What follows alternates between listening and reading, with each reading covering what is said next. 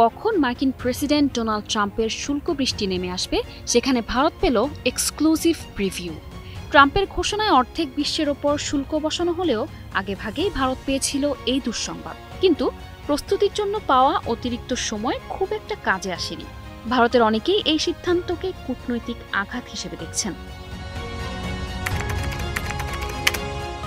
শুধু শুল্ক আরোপেই থেমে থাকেনি ট্রাম্প। ভারতকে বলেছেন একটি মৃত অর্থনীতি এবং দেশটির বিদ্যমান বাণিজ্য প্রতিবন্ধকতাকে আখ্যা দিয়েছেন কঠিন ও বিরক্তিকর।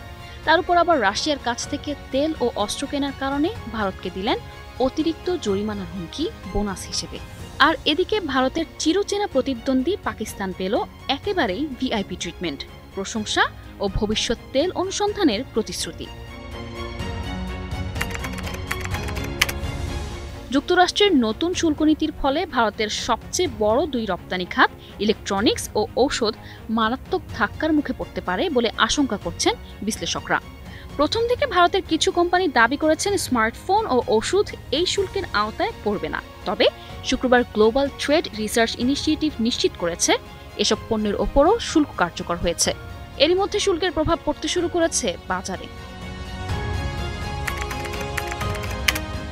পণ্য পরিবহন ও বিশ্লেষণ প্রতিষ্ঠান কেপলারের বিশ্লেষক সুমিত রিতোলিয়ার মতে, যুক্তরাষ্ট্রের নিষেধাজ্ঞার আশঙ্কায় ভারতের রিফাইনারিগুলো রাশিয়া থেকে তেল আমদানি কমিয়ে দিচ্ছে এবং এখন বিকল্প উৎস খুঁজছে। বিশ্লেষকদের মতে, যুক্তরাষ্ট্রে ভারতের তুলনায় পাকিস্তানকে বেশি অগ্রাধিকার দেওয়া এবং একতরফাভাবে শুল্ক বসানো প্রকৃত মিত্রতার আদর্শ লঙ্ঘন করছে।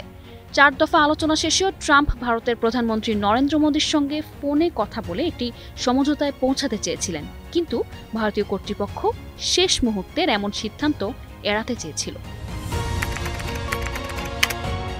ভারতের পররাষ্ট্র মন্ত্রণালয় বলেছে, 2013 সালে ওবামা মনমোহন সিংয়ের সময়ে গড়ে ওঠা বিস্তৃত কৌশলগত অংশীদারিত্ব অনেক চ্যালেঞ্জ পেরিয়েছে।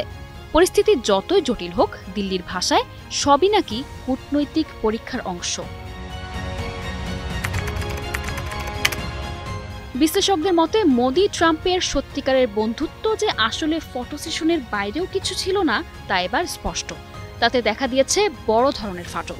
ভারতের আমলাতান্ত্রিক ও ধীরগতি কৌশল আর ট্রাম্পের দ্রুত সমঝোতার পছন্দ, এই দুই মেরুর সংঘাতই মূলত বর্তমান সংকটের উৎস।